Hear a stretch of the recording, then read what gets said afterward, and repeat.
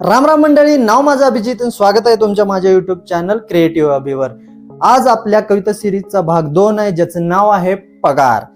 तर आपण ह्या कवितेकडे वळण्याआधी जर तुम्हाला माझे व्हिडिओ आवडत असतील, कविता आवडत असतील तर व्हिडिओला लाईक करा, कमेंट करा, शेअर करा आणि खाली जे दिलेलं लाल कलरचं बटन आहे सबस्क्राईब नावाचं, त्याच्यावर हंडा, कळशी, तांब्या, उलतान, पळपूट, बेलणं काय पण फेकून मारा, पण ते सबस्क्राईब करा आणि त्या साईडला जी दिलेली घंटा आहे ते टन वाजवा, जेणेकरून तुम्हाला माझ्या व्हिडिओच्या नोटिफिकेशन मिळत राहतील आणि कोणतीही कविता तुमची मिस होणार नाही। तर वेळ न दवडता आपण वळूया आपल्या मेन मुद्द्याकडे, पगार या कवितेकडे।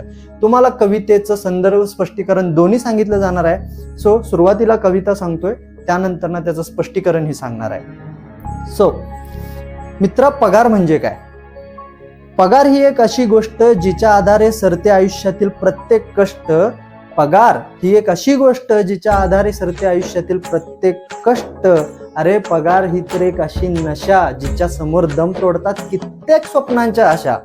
पगार ही एक अशी नशा जिच्या समोर दम तोडतात कित्येक स्वप्नांच्या आशा। अरे पगार हा जर सरकारी असेल, अरे पगार हा जर सरकारी असेल तर लग्नासोबत ही पेन्शनची हमी।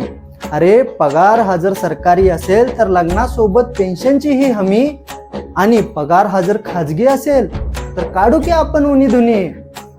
पगार हा जर खाजगी असेल तर काढू की आपण उनी धुनी। आणि शेवटचं आणि सगळ्यात महत्वाचं वाक्य, पगार हा एक असा धर्म, पगार हा एक असा धर्म ज्याच्या समोर फिके पडतात प्रत्येक कर्म, फिके पडतात प्रत्येक कर्म।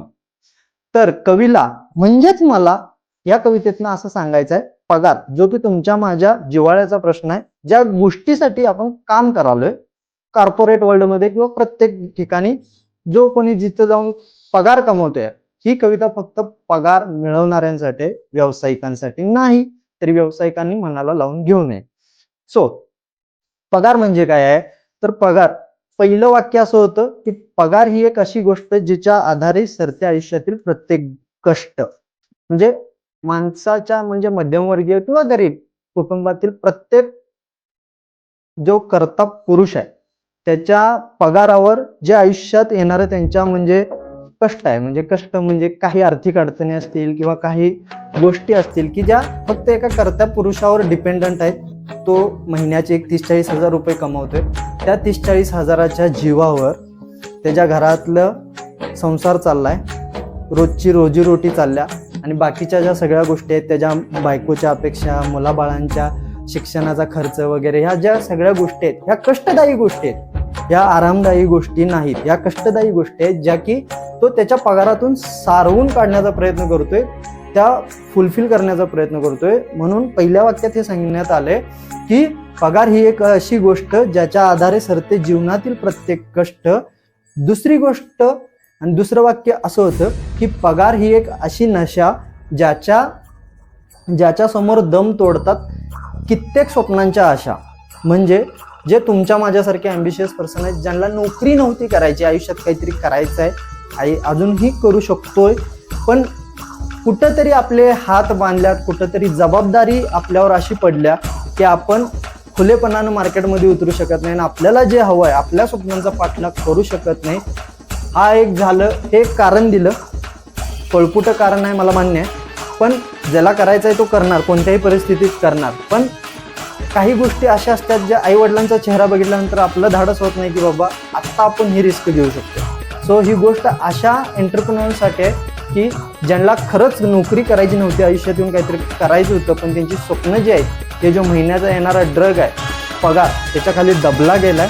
त्याच्यासाठी हे मी वाक्य लिहिलंय की पगार ही एक अशी नशा ज्याच्या समोर दम तोडतात कित्येक स्वप्नांच्या आशा। तिसरं वाक्य जे की सगळे रिलेट करतात, अरे पगार हा जर सरकारी असेल, पगार हा जर सरकारी असेल तर लग्नासोबत पेन्शनची ही हमी। प्रत्येक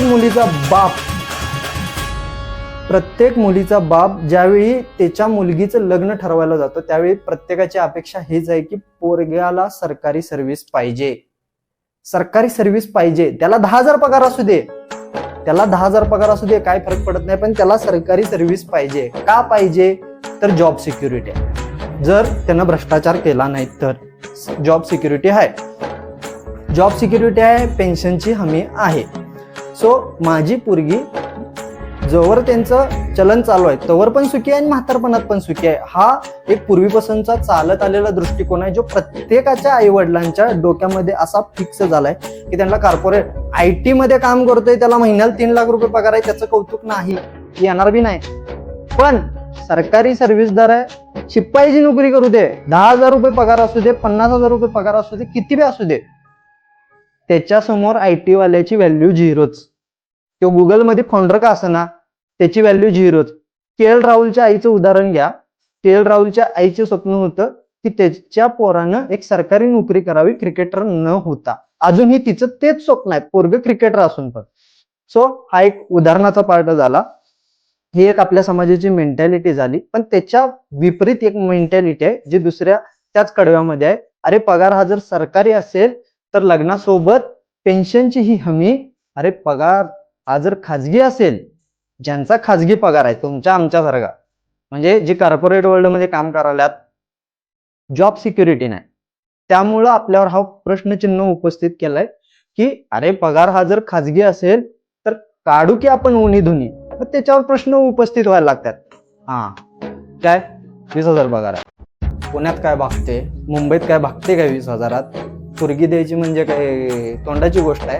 ह्या गोष्टी आजकालचा युवा अनुभवायला लागलाय.